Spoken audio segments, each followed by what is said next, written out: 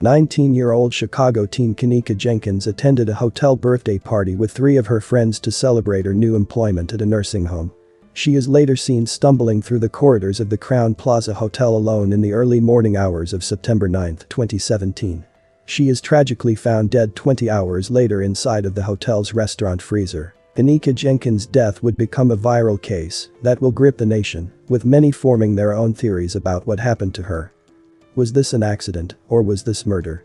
Welcome to Viral Crimes. Subscribe and hit the bell icon for more stories. Kenneka Jenkins was born in Chicago to Teresa Martin on May 27, 1998. Growing up, Kenneka had a gorgeous smile and was very intelligent and reliable. She had a close bond with her mother and enjoyed spending time with her family. On September 8, 2017, Kenneka informed her mother that she was going to go out with some friends to celebrate her obtaining a job at a nursing home. She told her mother that they would be going bowling and then to a movie to celebrate her getting a job at a nursing facility. Kenneka borrowed her mother's vehicle and left the house at 11 p.m. on September 8. Kenneka's mother had just had breast surgery due to cancer, and Kenneka was serving as a caretaker. On that particular evening, Kenneka and her 3 close friends did not go bowling or see a movie. Instead, they headed to a party at the Crowne Plaza Chicago O'Hare Hotel in Rosemont, Illinois, which was held on the 9th level of the building. The foursome can be seen on surveillance video entering via a side entry at about 1 o'clock in the morning. During the party, the group uploaded live footage on Snapchat and Facebook. However, it was obvious from the recordings that the girls were not enjoying themselves at the party. The final communication that Kenneka's family would ever get from her was a text message that she sent to her sister at 1:30 in the morning. At around 3 in the morning, the ladies made the decision to leave the event. Kenneka became aware, when she was in the lobby of the hotel, that she had forgotten her possessions, including her mobile phone and vehicle keys, in the room. Her friends volunteered to go get her belongings for her. Her friends are said to have left her in either the lobby of the hotel where she was alone, or in the corridor on the 9th floor near the elevator, according to some of the sources. They were gone for about 10 to 20 minutes. When the group went back to the spot where they had left Kenneka, she had disappeared. The friends looked all throughout the hotel in an attempt to locate Kenneka, but they were unsuccessful. They made the decision to give her mother Teresa the news that they were unable to locate her daughter between the hours of 4 o'clock and 4:30 in the morning. They asked Kenneka's mother whether or not Kenneka had possibly returned home without them. When they learned that she hadn't gone home, they drove to get Teresa and brought her back to the hotel so that she could look for Kenneka on her own. Teresa had the impression that Kenneka's friends were keeping something from her, but she was unable to determine what it was. In addition, she could tell that they had been drinking and that they were probably high. She inquired as to whether or not her daughter had been drinking, and they informed her that she had only had 1 alcoholic beverage. According to Kenneka's mother, her daughter has a poor tolerance for alcohol, and even a single drink would be too much for her to manage. She pleaded for assistance at the front desk, but they refused to assist her.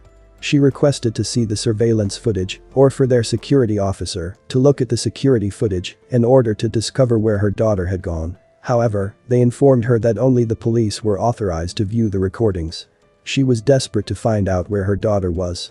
Teresa contacted 911 around 7:15 in the morning to report that her daughter had gone missing. 911, where's the address of your emergency? Yes, I'm at the Crowne Plaza at O'Hare Airport, and I was calling because my daughter came to a party here last night, a gathering with her friends, and now her friends, they said that they left on the front of the hotel and she's not able to be found now. She's 19 years old. And they said that when her friends was asking them earlier today, like about 4 o'clock in the morning, because they run the video cameras, they said that they didn't have no cameras. But now I came and it was a lady, she said that if she heard music, and she asked me that I want to go upstairs, and we went upstairs on the 11th floor, and it was someone came to the room, and she said that she did see my daughter there with a group of girls and a couple of guys. And they were saying that they haven't seen your daughter since she left, or? No, I'm sorry, it's a new shift, and they said that they haven't seen her. Well, of course they wouldn't have seen her, because this is like 3 or 4 in the morning. Do you think it's possible maybe she went to one of her friends' houses, or? No, actually, because she had my car. She was driving my car. She know I don't like nobody to drive my car because my insurance will not pay for nobody, no one besides her. And when they went to get her cell phone, she was standing in the lobby, in the front lobby. And then when they came back down, she wasn't there anymore. I'm so sorry, sir, but I just want to know, is it possible that maybe they can look at the camera? I was about to say, even if I did send an officer, it would take a little bit in order for us to get the camera footage and for us to pass it on to the detectives division. Okay. Okay. So what would you suggest? Well, again, the only thing I would suggest maybe just give her a couple hours. She could have went somewhere with one of her other friends. I mean, and who knows what her friends are saying is true. You know what I mean? Exactly. You could tell not to be saying. You could tell it don't sound right. I'm a parent. I've been young before, and it's not sounding right. It don't sound right. Period. That's why I came out here myself because and then it sounded like they had been drinking. Honestly. Yeah. And I asked them, did she drink? And they said she had only 1 cup. But okay, my daughter ain't the type that normally she can't even take liquor. We cannot take liquor. We take a sip of liquor, we drunk. Honestly. And I'm like, 1 cup is too much for her, The dispatcher informed her that it was possible that her friends were making up a story and that it was more likely that Kenneka was simply passed out drunk in some random hotel room. He instructed Teresa to go home, rest, to wait a few more hours for her daughter to arrive home. The following day, Kenneka was formally reported as a missing person, and the next day after that, the investigation was started by the police. The employees at the hotel said that they had reviewed the surveillance tape but did not see anything suspicious. The hotel and the neighboring areas were inspected by the police, but they found nothing suspicious. It wasn't until an officer chose to go back over the surveillance videos at approximately 10 p.m. that he spotted Kenneka staggering through the halls of the hotel lobby at around 3:20 a.m. Kenneka seemed to be under the influence of alcohol or drugs. It seemed like she had a lot of alcohol in her system.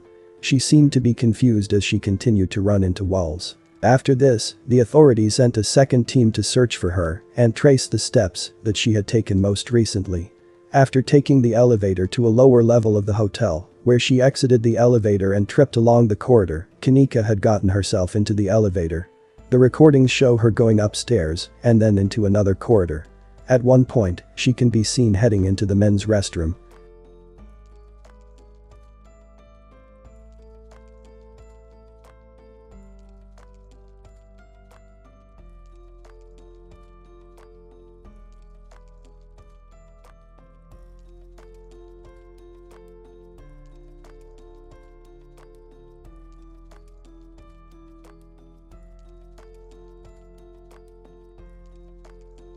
She eventually stumbled into a kitchen that was undergoing renovations and was not being used at the time. The very last video showed her making her way through the kitchen on her way to the double freezer. A cooler was located at the front of this freezer, and a second door led to the several freezer compartments. Although the video does not show her entering inside the freezer, it is believed that she unlocked the door, did so, and then became trapped within the dark freezer without being able to find her way out. Even though this kitchen was being remodeled and was therefore not in use, the freezer was still turned on and operating normally since it was being utilized as additional storage for food for a restaurant that was going to be opening soon in the hotel. It was around 33 degrees Fahrenheit in the freezer. It was completely dark since none of the lights had been turned on. She was also sporting a white bra, torn jeans and crop-top denim jacket at the time. The way the cops described her, she seemed to be completely frozen. The police have said that they do not have any reason to suspect foul play. An autopsy report claimed that she died of hypothermia. It's possible that this is why Kenneka's shirt was pulled up. When a person is in the latter stages of hypothermia, they may start to think that they are really hot rather than cold, which leads to the phenomenon known as paradoxical undressing. This behavior happens because the person believes that they are hot rather than cold. The first report from the autopsy was inconclusive. Kenneka had minor scrapes and wounds on her foot and ankle since they were exposed because she did not have a shoe on, but other than that, there were no scars or marks detected on her. There were no indications of a struggle that could be identified. The results of her toxicology testing indicated that her blood alcohol level was 0.112, which means that she was legally intoxicated. The presence of alcohol in her blood would have made the onset of hypothermia more rapid. In addition to that, tests revealed the presence of a prescription medicine in her body that, according to her mother, had not been given to her. It turned out to be topiramate, a medication that is used to treat epilepsy as well as migraine headaches. In addition, it may be used to assist in the reduction of body fat and the management of muscular spasms. The death of Kenneka Jenkins was investigated and determined to have been an accident. Later on, her mother and her friends expressed their belief that the investigation conclusion was wrong. They think there was some kind of foul play involved. There are many speculations about what really happened to Kenneka. I will discuss a few of them. People think her friends sold her to be beaten and murdered by someone or numerous people at the party and then placed in the freezer. This is one widespread belief that her friends had something to do with her death. On the other hand, the surveillance videos demonstrate that she did not die somewhere else before going inside the freezer. In addition, there was no indication of sexual assault uncovered during the autopsy. Before contacting her mother, her friends had already spent an hour and a half looking for her, and they continued their efforts after the phone call. Others have theorized that the hotel may have had a role in her passing and that her body being stored in the freezer was an attempt to hide this fact. Some people are under the impression that she was confined in the freezer after being enticed there by a member of the hotel staff.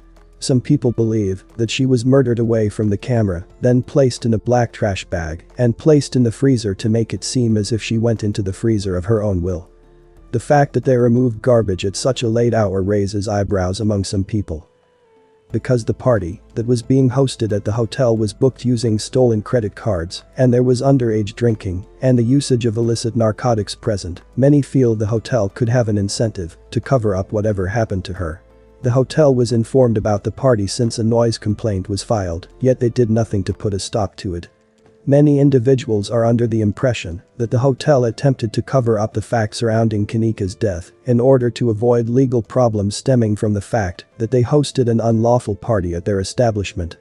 Another possibility proposes that the video footage was tampered with and that someone was following her around the hotel the whole time that she was staggering about. They allege that a member of staff removed the person who was following her in order to cover up what had occurred to her. They claim that the reason the hotel refused to reveal the recordings to her was because they were in the process of altering them to ensure that the hotel would not suffer any negative repercussions as a result of having a murder take place on the grounds. While it is likely true that the hotel did not want negative publicity, it would take great effort to edit out a person frame by frame without the footage reflecting these alterations. Aside from that, she seems to be disoriented as she fumbles her way through the hotel. She does not seem to be following anybody or attempting to avoid anyone. The family filed a lawsuit against the Crown Plaza Hotel in 2018 for the amount of $50 million, claiming that the establishment was responsible for the death of their daughter. According to the allegations made in the lawsuit, the hotel acted negligently by failing to adequately secure the rebuilt freezer space and by failing to close it off to the general public. The lawsuit also accuses the hotel of being negligent for neglecting to do anything to prevent or put an end to the party, which had at least 30 individuals cramming into a space meant for 4 people. Even after receiving a complaint about the loud noise coming from the room, the personnel did nothing to address the issue. The complaint goes on to argue that the staff employees were negligent and that they did not enable Teresa to examine the video footage to assist in the search for her daughter, nor did they have security personnel look at the recordings for her. Teresa said that, if the staff had assisted her when she requested it, they would have been able to locate her daughter in a more timely manner. What happened to Kenneka Jenkins is an unimaginable tragedy. Her death could have been prevented in many ways. My condolences to her friends and family. I can't imagine the pain you are going through. I hope you can one day heal from your pain. Thanks for watching, and I will see you in the next video.